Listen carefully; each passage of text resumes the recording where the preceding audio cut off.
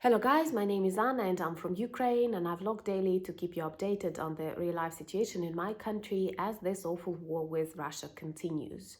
Today we have a really stormy day, it's windy and raining outside, which once again proves that Ukraine is very much Europe, because I know that in many countries the weather is quite stormy, so the same is here. And the day in general is really domestic, so I'm going to vlog in this like home style. But the idea of what I want to talk today is a little bit violent, but I think it's normal for a Ukrainian living in war for almost a year. And we are going to speak about Russian soldiers who come to die in Ukraine, because there is no other reason or great idea that stands behind that.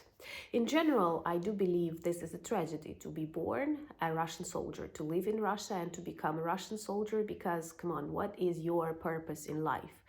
When you're fighting a war, protecting your country, stopping Nazi or something else, you have this purpose, though it's always bad to live in the times of war.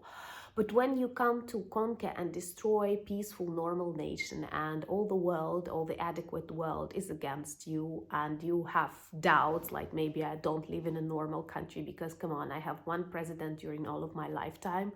There are lots of like signals, that red flags, as you say, that signalize Russians that they come from a very ill society, and to die for the ideas of that ill society is kind of really bad. So in general, I often quote that when I speak with my colleagues or when I talk to people abroad, that even though I live in Ukraine during really difficult times of war, I would never like to change and, for example, to live in Russia without missiles falling or electricity outages. It is always better for me to stay in Ukraine with all that problems, but to live in a healthy and normal society than to be Russian and to experience like all that mental and spiritual issues that they were supposed to experience if they were not so brainwashed.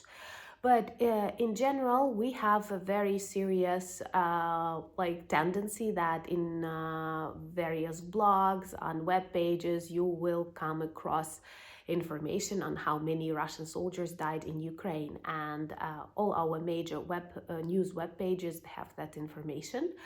And for example, you open a newspaper and you see that 142,700 and so on Russian soldiers died during this year.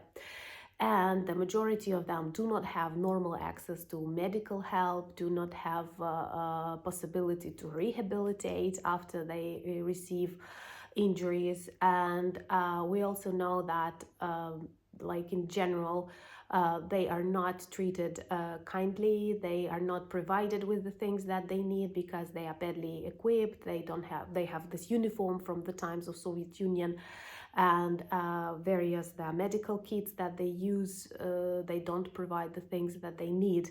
So in general, I think that they lose so many soldiers not only because we are that strong, but also because they don't care about their people, and also because I think that maybe 50% of those Russian orcs who died on the territory of Ukraine could have been saved if they had access to normal medical help, if that country cared about them at all. But it's not the problem. They have like 140 million.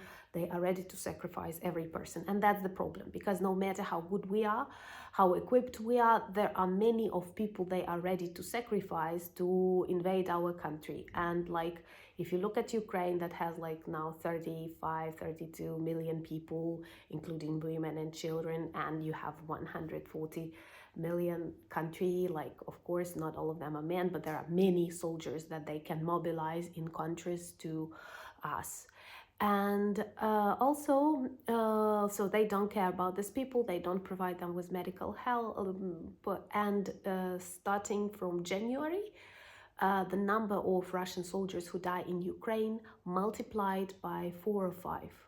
For example, like thousands have already died, and this actually demonstrates that they have started another serious attack on Ukraine, and they lose people like crazy. They die in thousands.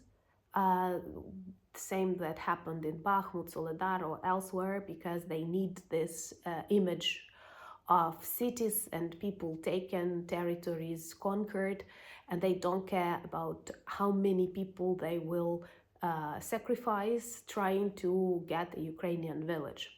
So I do like that the signs of Russian offensive operation are not new territories that they have conquered, but new corpses that are in packages ready to be sent to their homes together with looted washing machines. It's actually sad. I could never imagine I will like count dead bodies of my enemies. It's not something I want to talk about. Actually, it's an ugly topic, but Russians started it all, and even before the beginning of this campaign, they were constructing mobile crematoriums for their own soldiers, not only for Ukrainian,